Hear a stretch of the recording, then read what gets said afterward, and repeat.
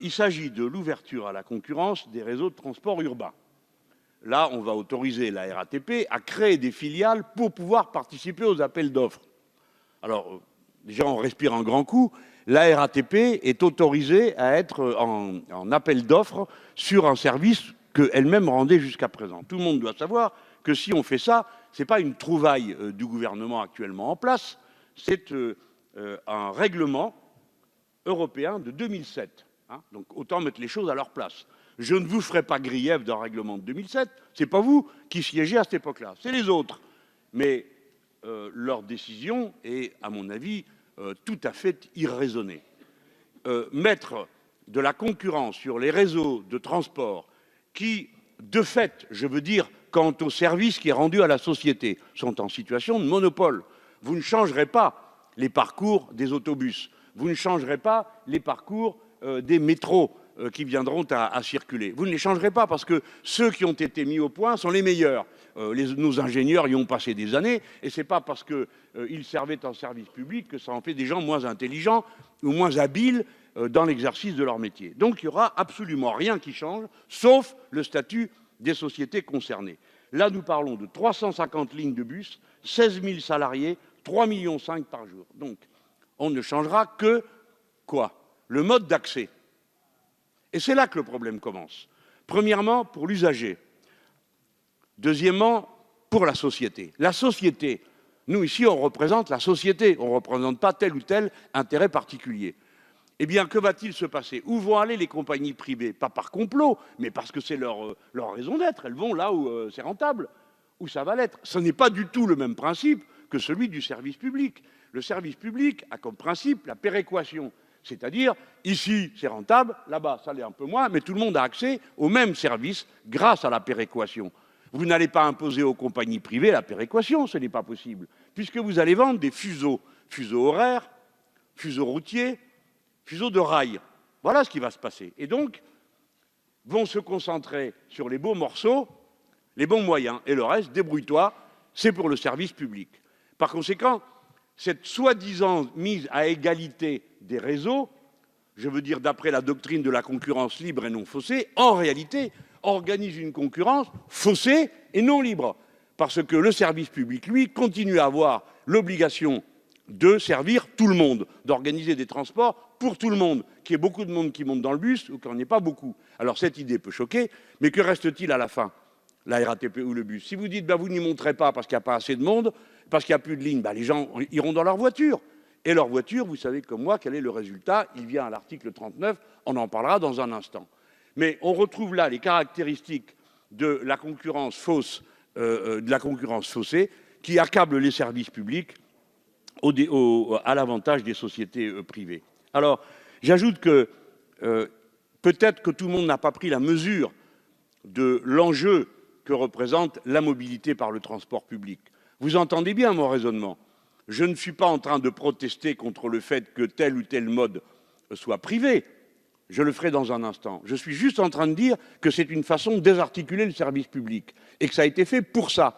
Parce que la Commission européenne et tous les règlements qui concernent les transports sont des règlements destinés à ouvrir et créer de l'espace pour les sociétés privées. C'est la logique néolibérale, disons-nous, mais la logique pour certains d'un monde qui serait plus dynamique et plus efficace comme ça, ce dont nous ne croyons pas le premier mot.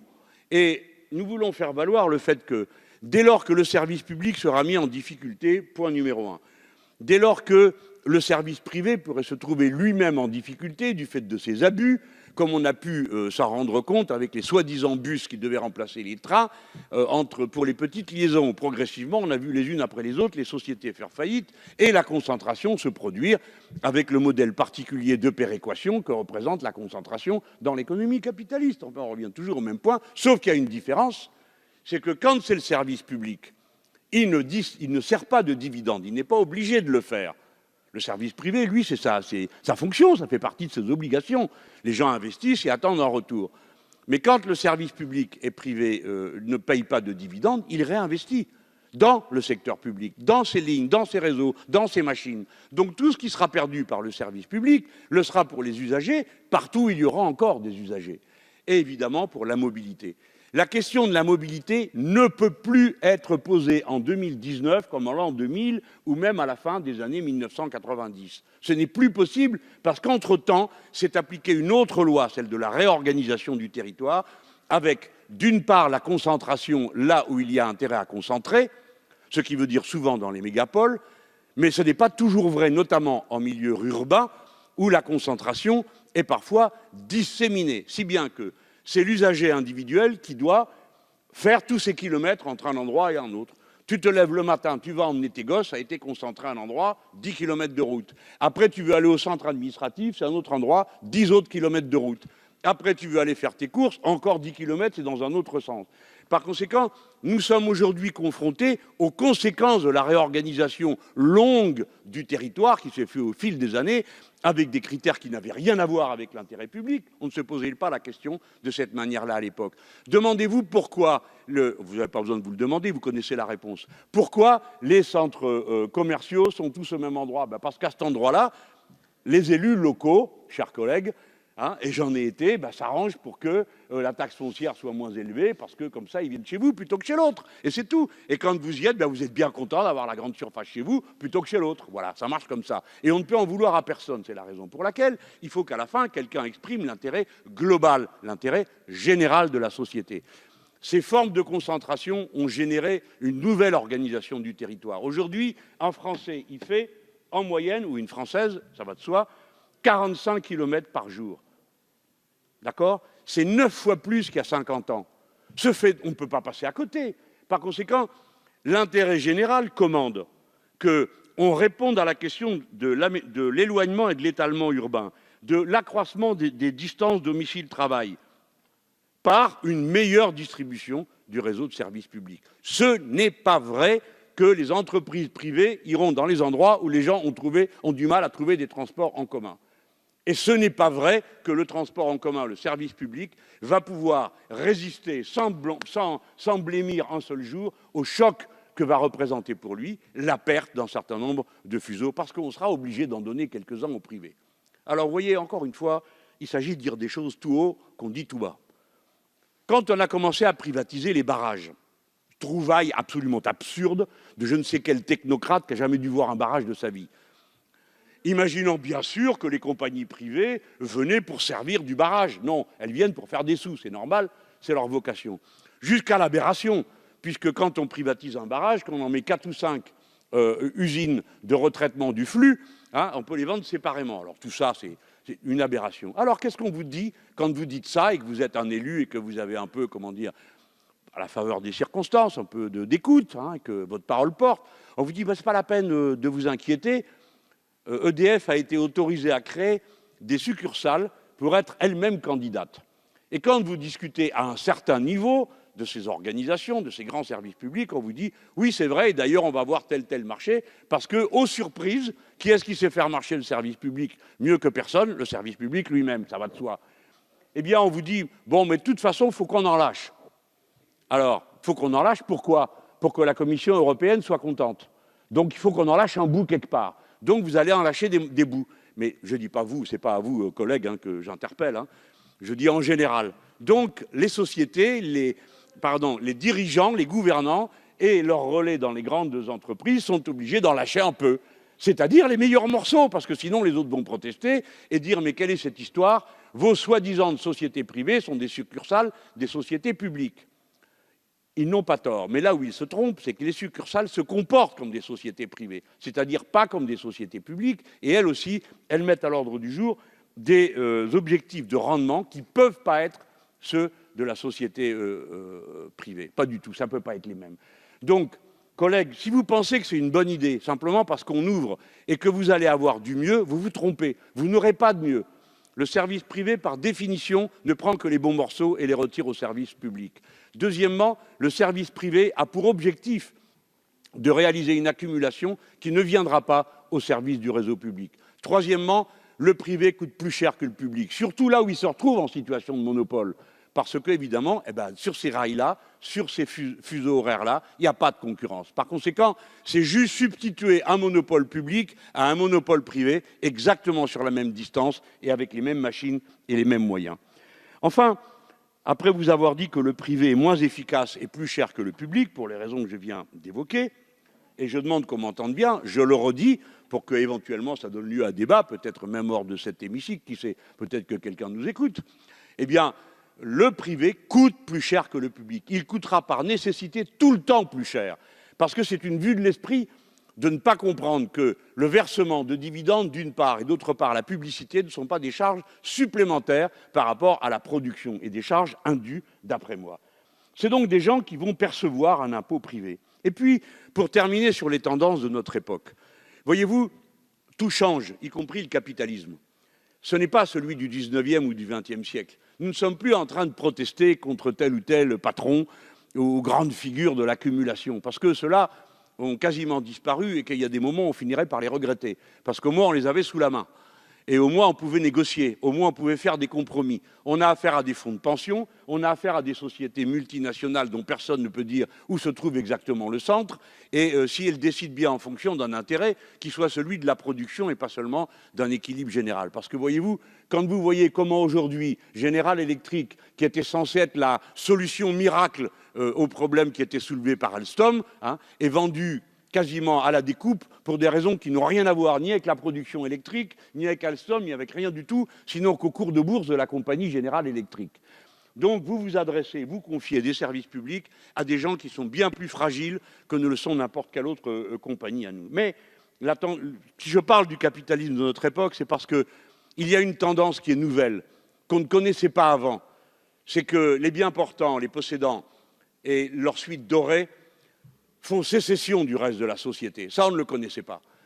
Moi, j'ai connu, parce que je lisais des livres et des revues, ces villes, en quelque sorte, enfermées. C'est des gens qui vivent entre eux, c'est ceux qui ont des sous pour ça. Alors on met des murs, on met des barbelés, puis ils vivent entre eux, ils ont leur service de gardiennage, ils ont leur propre route, etc., etc. Avant de l'avoir vu une fois à Marseille, je n'arrivais pas à me figurer ce qu'était une ville privée. Et j'ai vu un secteur de Marseille où on m'a hébergé, et où en effet, quand on arrive en bas, le reste c'est une route, tout ce qu'il y a de plus ordinaire, entretenue par les propriétaires qui ont la belle vue et le reste, il y a un grillage, il y a une porte roulante, et vous devez montrer patte blanche, après tout ça faisait partie du contrat, je suppose, de vente. Les nouveaux bien portants, les satisfaits, font sécession du reste de la société. J'ai évoqué à cet instant Marseille, je pourrais l'évoquer de nouveau à propos de cette fameuse ligne de bus qui n'apparaît nulle part, mais qui n'est destinée qu'à les servir eux. Je pourrais prendre d'autres exemples, sitôt que j'aurais repris mon papier par terre. Le train Charles de Gaulle Express. Alors bon, ceux qui ne sont pas de la région parisienne ne peuvent pas se rendre compte de la provocation que ça représente pour ces pauvres habitants de l'Île-de-France. Alors, à première vue, comme ça, il n'y a rien de plus génial. Charles de Gaulle Express, on arrive au Charles de Gaulle, tchouf, direct, et on en revient pareil. Pour quiconque a fait la route, on voit bien l'agrément que ça pourrait représenter. Et puis pour l'aéroport lui-même, il n'y a qu'un problème. C'est pendant qu'on fait ça, on ne fait pas le reste. C'est-à-dire, on ne fait pas le deuxième tunnel pour la ligne 13 parce qu'il n'y a plus de sous. Or, le deuxième tunnel, pour faire passer les trains tant et plus, pour desservir cette énorme quantité de population que je vous invite à aller voir de près à 18h ou à 17h, pour vous rendre compte des conditions dans lesquelles il est transporté, peu d'entre nous supportent ça, à moins d'y être obligés. Bon, c'est le cas de tous ces gens qui, eux, n'ont d'autre choix que celui-là. Encore une fois, les choix qui sont faits de privatisation tendent à banaliser et à faire oublier cette sécession des bien portants et des satisfaits par rapport à tous les autres. Ceux qui vont monter dans ce transport en commun-là, ils vont bénéficier de quelque chose dont ne vont pas bénéficier les autres, parce qu'une partie du trajet sera lui aussi réservée, du trajet actuellement fait par le service public de transport, sera réservé à cet usage particulier. Pour l'instant, je sais que quand je vous parle de cette sécession, je me heurte à votre scepticisme. Et sans doute me faudra-t-il y revenir à plusieurs reprises dans cet hémicycle pour qu'on admette l'idée que les riches sont en train de faire sécession du monde des pauvres, ou ni des pauvres ni des riches, des classes moyennes. Eh bien oui, c'est ce qu'ils sont en train de faire. Et une nouvelle fois, c'est à ça qu'on aura affaire bientôt. Parce que ces lignes viendront se mettre au service de quelques-uns dans des conditions bien particulières, où que vous le vouliez ou non, la question du tarif va devenir un des critères clés. Or, comme je viens de le dire au début, et vous en avez eu un exemple extraordinaire sous les yeux, d'une pureté chimique, la question de la mobilité n'est pas une question purement et simplement de liberté individuelle. Je vais et je viens comme je veux et quand je veux. C'est une obligation, la mobilité. C'est une contrainte absolue. Des gens préféreraient rester chez eux, amener les gosses à l'école du village, aller à la poste de l'école du village, aller au centre administratif du village ou de la petite ville. Mais ils ne peuvent plus le faire. Ils sont obligés de se déplacer. Par conséquent, la mobilité est l'article clé qui permet ensuite l'accessibilité des réseaux collectifs. Sans accès aux réseaux collectifs, dans le monde du XXIe siècle, on ne peut pas produire et reproduire son existence matérielle, pour reprendre la formule condensée de Karl Marx, qui à l'époque n'avait pas pensé à cette histoire de la mobilité, mais où c'est la question fondamentale de toutes les sociétés, que n'importe quelle connaissance, même élémentaire, de l'anthropologie permet de deviner. Les gens ne se déplacent pas par plaisir, ils se déplacent parce qu'ils y sont contraints.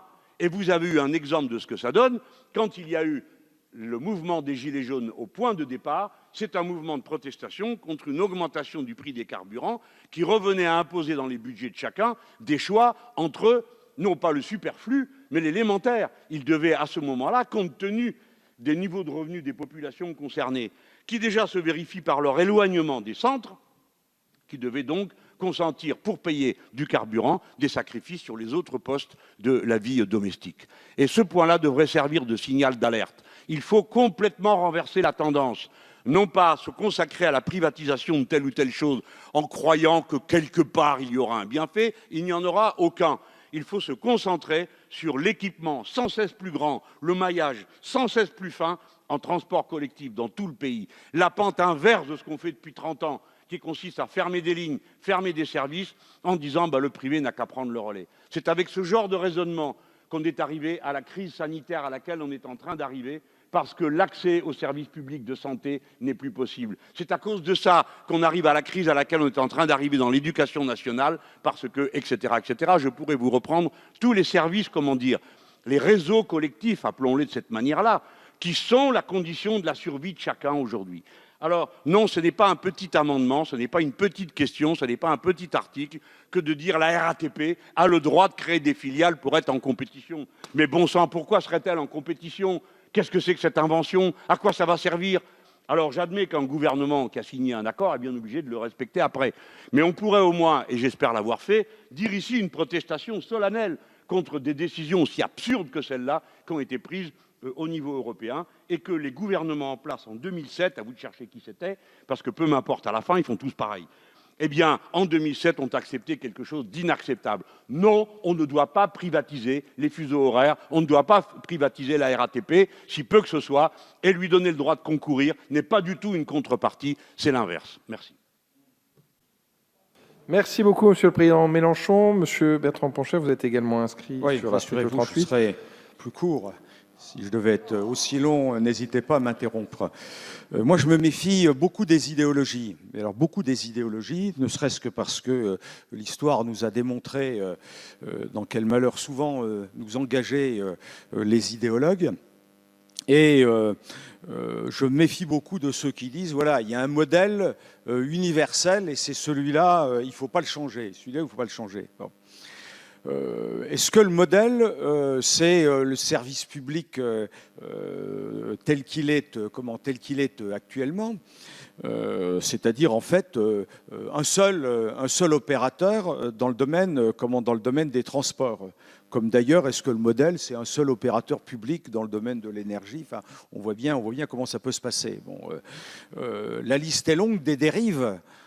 Et les usagers ou les consommateurs se rendent bien compte qu'à un moment, si tout ça ne bouge pas, cet opérateur finit à prendre beaucoup de gras, à être beaucoup moins actif, et finalement, avec des disparités complètement dingues entre ce qui se passe ailleurs et ce qui se passe chez nous. Et finalement, le consommateur ou l'usager dit ça marche pas, ça marche pas. Bon. Est-ce que le système, c'est un système de privatisation partout, des tas de systèmes de privatisation qui n'ont pas marché? Tout dépend de ce qu'on dit privatisation et ouverture à la concurrence. Si l'ouverture à la concurrence, c'est l'État ou les collectivités refilent tout ça au privé et s'en occupent pas, c'est pas le système qu'on veut. Et c'est d'ailleurs pas le système qui est le système que l'on voit partout dans les pays qui nous entourent et qui sont engagés dans ce domaine. Regardez le Royaume-Uni, Londres, le Grand Londres. C'est pas mon modèle. Bon, mais parce que c'est un système qui coûte cher à l'usager. Et c'est parce que c'est un système où les collectivités, l'État ne met pas les moyens pour faire en sorte que ça coûte moins cher à l'usager directement. Mais est-ce que c'est un système qui fonctionne mal en termes de service aux populations? Non, la réponse c'est que c'est un système qui est bien organisé. On a dit longtemps, mais vous allez voir le Royaume-Uni, vous allez voir la montée d'accidents, vous allez voir les retards, vous allez voir l'entretien, vous allez voir tout ça. La réalité, c'est que c'est un système qui fonctionne bien. Ce n'est pas notre modèle. Notre modèle, c'est un modèle d'ouverture à la concurrence et d'ouverture à la concurrence de façon complètement réglementée, en faisant en sorte que l'on puisse continuer évidemment à posséder nos infrastructures et puis qu'il y ait une ouverture progressive à la concurrence. Notre modèle, c'est le modèle de l'Allemagne. Est-ce que la Bundesbahn a été mise à mal par un système d'ouverture à la concurrence en Allemagne? La réponse est non. Est-ce que la Bundesbahn s'est fait balayer par l'arrivée de la concurrence? La réponse est non.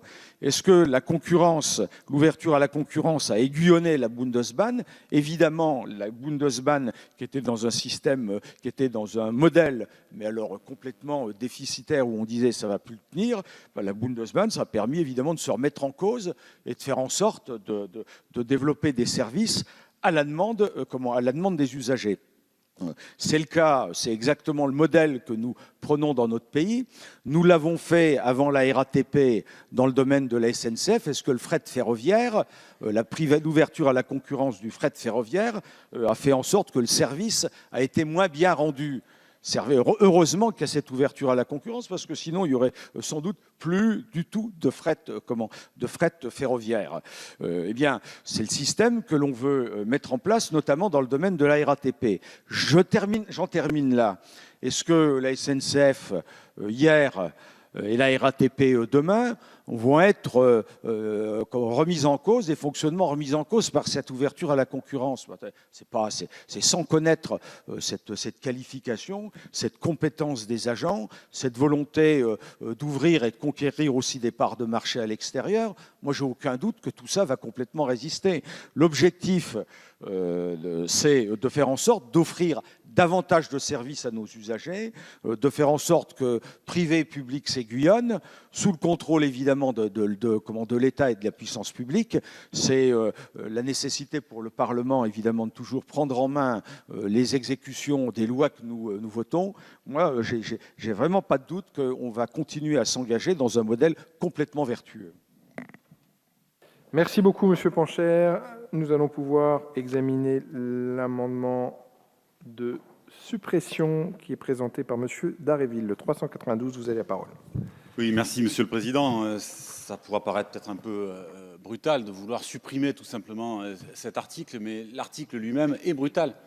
C'est un article qui, comme vous le savez, et nous venons d'en discuter, souhaite renforcer la filialisation de la RATP en estimant qu'une entreprise unifiée serait plus efficace et plus performante, en estimant justement au contraire qu'une entreprise qui ne serait pas unifiée serait plus efficace et plus performante et offrirait un meilleur service. Alors il faut nous faire la démonstration, il faut nous expliquer comment en atomisant des services qui aujourd'hui ont leur cohérence avec des services qui savent travailler ensemble, être en connexion, etc., on va produire un meilleur résultat à l'arrivée. Je crois que franchement, toutes les démonstrations qui viennent d'être faites ne peuvent pas correspondre aux enjeux que je viens d'évoquer. C'est très difficile, compliqué, sensible d'organiser les rotations et les déplacements sur un territoire comme celui de l'Île-de-France. Donc nous sommes radicalement opposés à tout démantèlement, à la découpe finalement d'une entreprise qui fonctionne bien comme la RATP. Et nous voyons bien que derrière, il y a la volonté, et vous en avez parlé, monsieur le député Pancher, la volonté de privatiser un certain nombre de services, de mettre en concurrence, en ayant à l'esprit que finalement, cette mise en concurrence aurait quelque vertu que ce soit. Elle n'aura aucune vertu. Tout ça va finalement dégrader le service. Tout ça va peser sur les conditions de travail et de salaire de celles et ceux qui œuvrent quotidiennement au transport. Tout ça va, au bout du compte, nous empêcher de relever le défi des transports du quotidien, le défi de l'environnement, avec l'outil qui nous permettrait de le faire.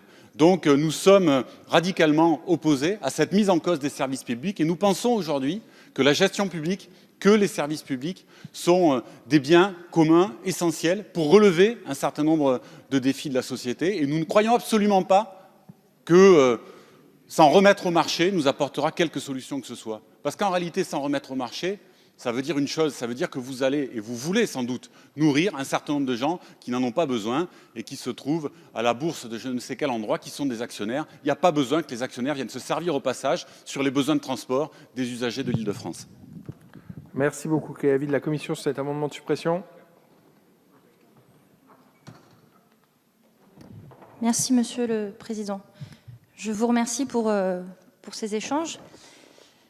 Vous comprendrez bien que j'émets un avis défavorable sur la suppression de l'article 38 pour une raison qui est viable. Puis vous l'avez rappelé tout à l'heure, Monsieur Mélenchon, que c'est en 2017 qu'a été votée l'ouverture à la concurrence du réseau parisien. 2007, j'ai dit, oui, 2007. Nous, parlementaires, en 2019, on ne peut pas être responsable de ce qui a été voté en 2007.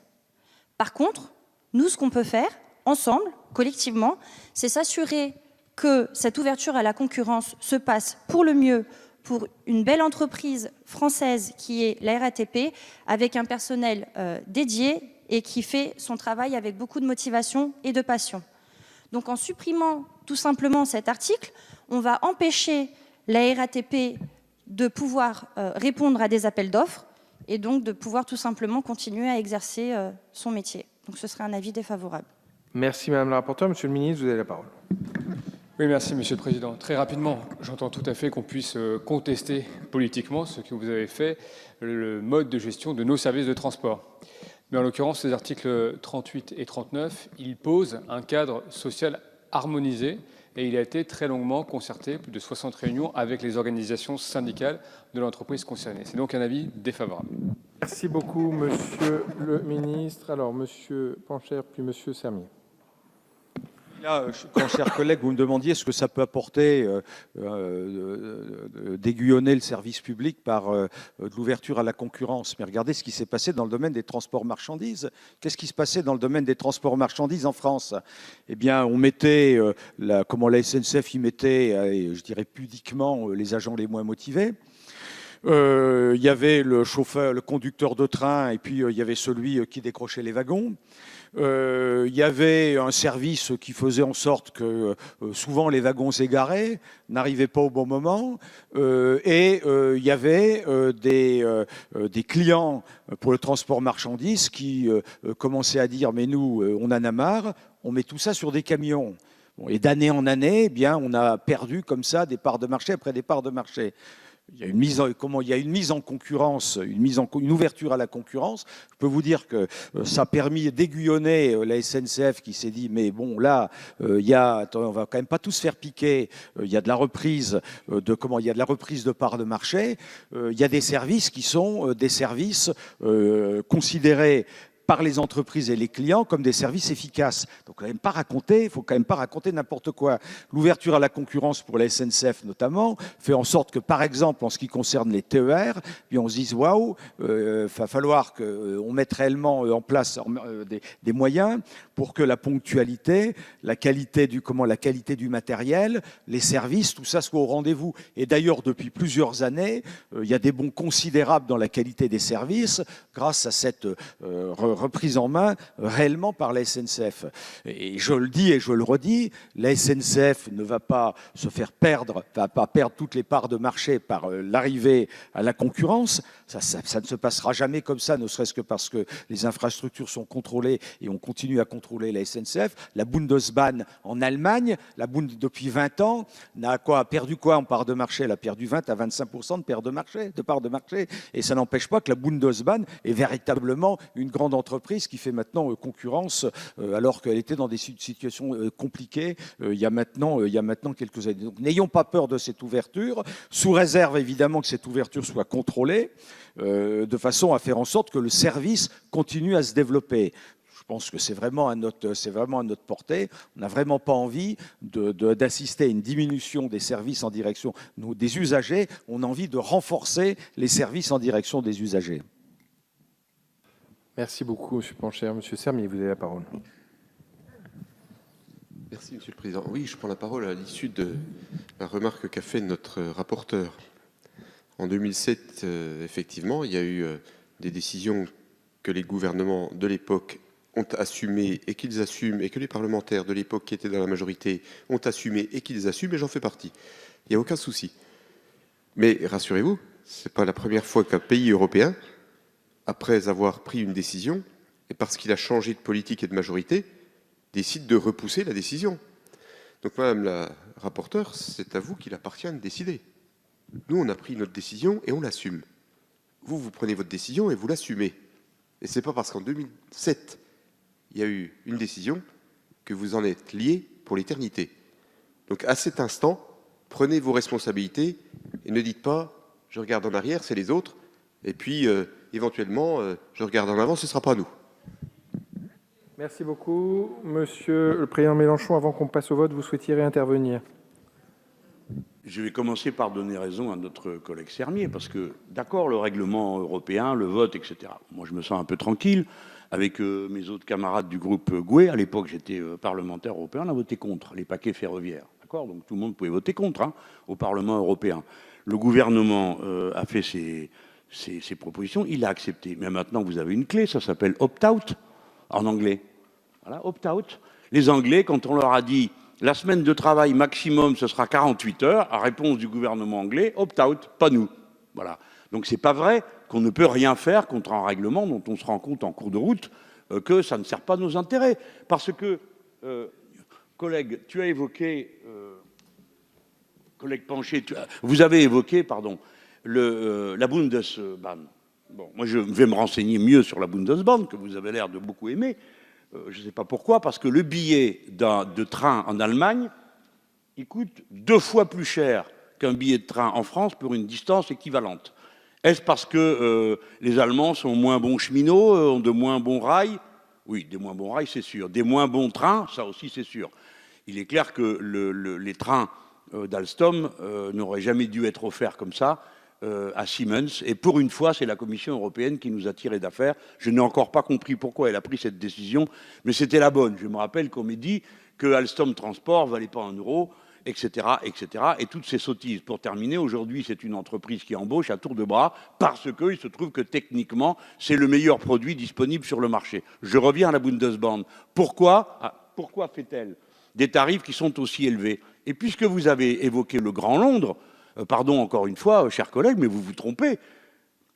Au Royaume-Uni, les trains, depuis qu'ils sont privatisés, roulent moins vite en moyenne, c'est-à-dire que le temps de transport pour une distance équivalente a augmenté depuis le siècle dernier. Tu parles d'une affaire, si c'est pour arriver à ce résultat-là. Et le prix des billets de train représente au Royaume-Uni 14% du salaire des personnes qui ont besoin de ce service. C'est tout. Ça veut dire que la privatisation, comme je l'ai dit il y a un instant, a concentré ses efforts sur les bons morceaux et que du coup, le service public étant en peine, en souffrance, eh ben, réalise moins bien ses prestations. C'est la technique qui est réalisée partout dans le monde.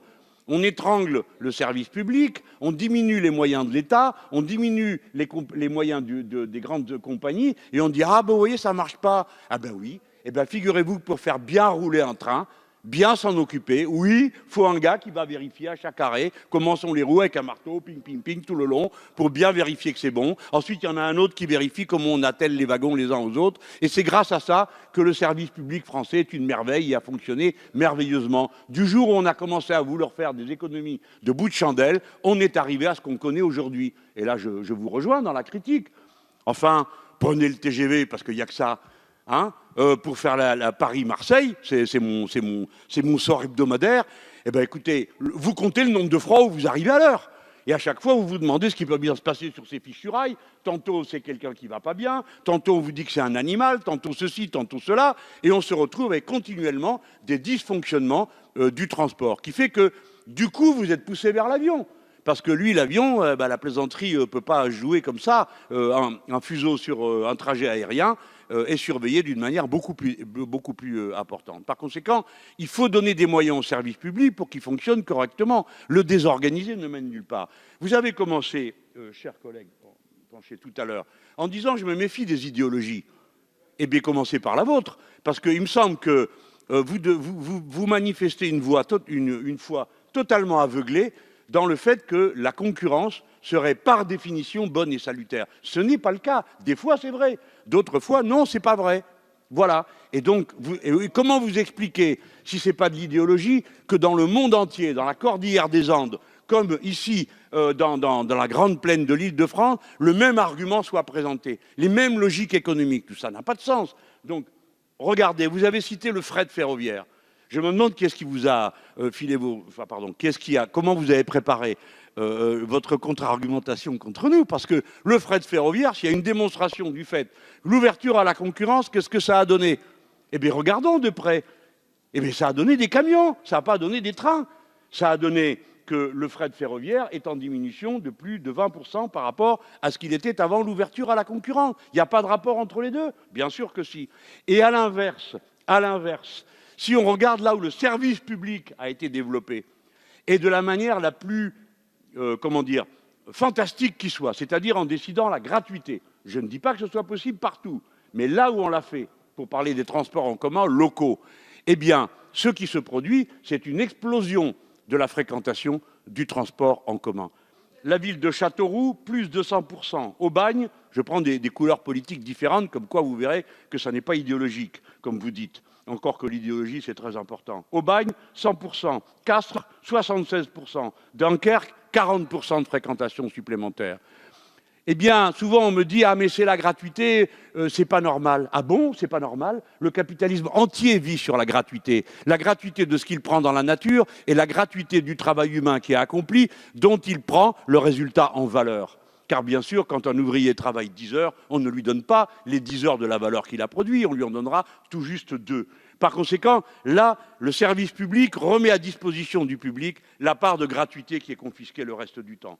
Et je voudrais vous dire aussi, parce qu'après tout, ça compte. Hein, on n'est pas que des petits comptables en train de comparer des chiffres les uns aux autres. La baisse des incivilités dans les réseaux publics. Voyez-vous, ça a été ma surprise en lisant ces rapports-là.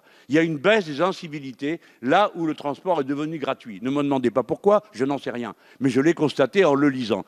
Eh bien, tout ce qui adoucit la vie de la société doit être bon. Donc je pense qu'en réalité, c'est vous, collègues, qui avez une vision idéologique des bienfaits de la concurrence. Et c'est vrai pour le local comme pour le national. Et quand vous dites que ça va faire baisser les tarifs, alors là, je vous ai fait la démonstration pour l'Allemagne, je vous ai fait la démonstration pour l'Angleterre, mais je pourrais vous faire la même pour la France, parce qu'ici même, on nous a expliqué sur tous les tons comment, en privatisant Gaz de France, parce que c'est pour finir ce qui a été fait, les tarifs allaient baisser. Et bien c'est le contraire qui s'est produit. Ils ont augmenté de 50%. Collègues, diriez-vous que le gaz a augmenté, le gaz naturel a augmenté de 50%, que le nombre de réseaux a augmenté de 50%? Non, vous ne le direz pas parce que vous ne pouvez pas le dire. Et de même, depuis qu'on a ouvert les tarifs de l'électricité à la concurrence, ça a augmenté de 49%. Bon sang, ces articles, ces données, ces chiffres, ces faits doivent être évoqués. Sinon, en effet, c'est de l'aveuglement idéologique.